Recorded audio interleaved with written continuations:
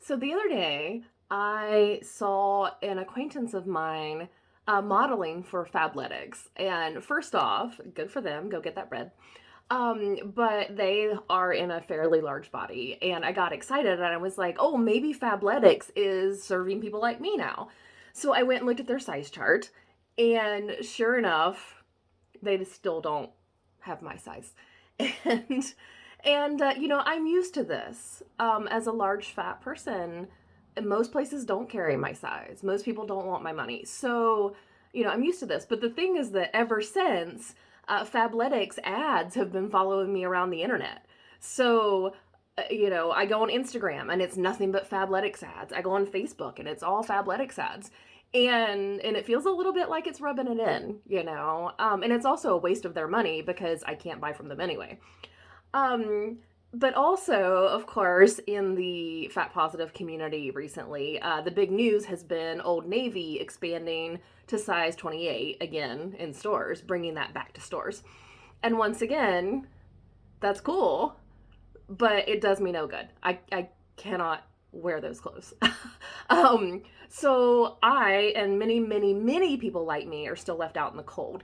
And this is bringing up a dynamic that is really common in the body positivity, plus size fashion, and fat communities, where larger fat people are pitted against smaller fat people. And I want to talk about this dynamic because what often happens is a company will say, oh, we're now carrying up to 3X. Oh, we're now carrying up to 2X. Oh, we're now carrying up to a size 18.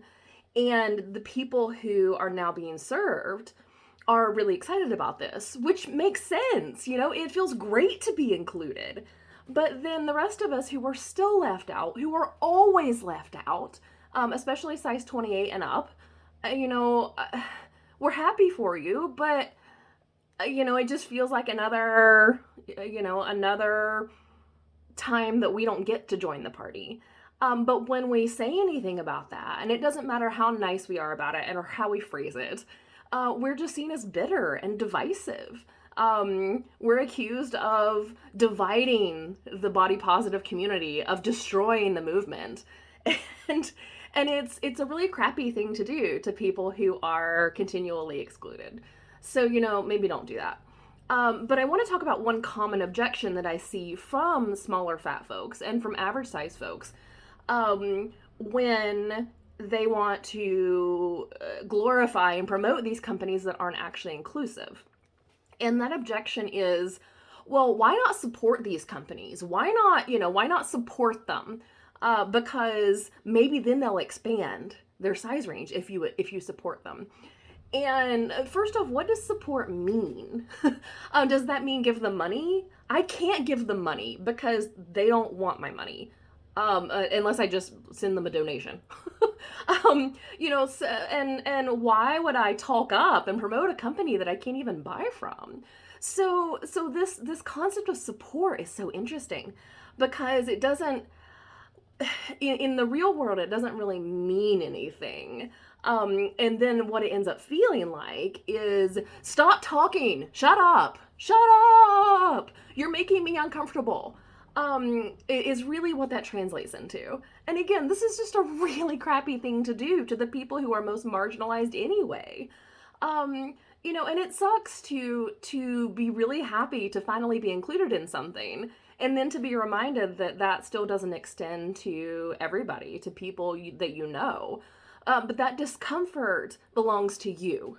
It does not belong to the people who have said, hey, I still can't do this thing. I'm still being excluded. Like, that discomfort doesn't belong to them. It belongs to you. So you need to deal with that in whatever way makes sense for you without displacing that onto marginalized people or people who are more marginalized than you are. And this is why Saucy West's fight for inclusivity is so important too. And I'm going to link to that in the post so that you can see that, because Saucy is leading this movement to really make these companies accountable for excluding people who need clothing and also have perfectly good money to spend and are a massively underserved market that is entirely due to weight stigma.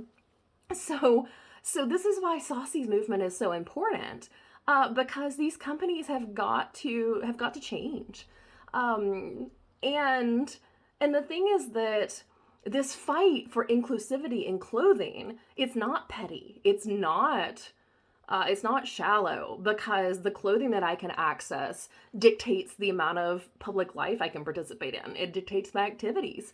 And I've talked about this elsewhere, so I won't go too far into that. But the thing is that when we talk about who creates change with companies, consumers do. But the consumers who make the difference are the people who can already give those companies money. So if I am already a Fabletics customer, if I am already an Old Navy customer because those companies serve me, that means that I have way more power than a person who cannot buy from those companies, because I'm already giving them money and I can stop doing that. I can stop giving them money. So my as an actual customer, my word holds way more weight.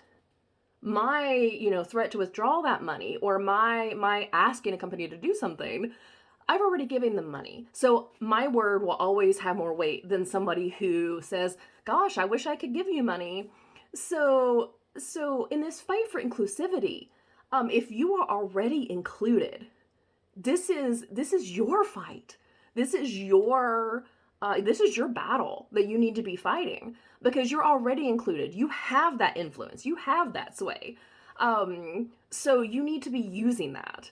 And go check out Saucy's list of companies that have already been approached, or are being approached, or need to be approached. Go do that. Use your influence to fight for the people who still aren't included, because that is the way that consumers make change.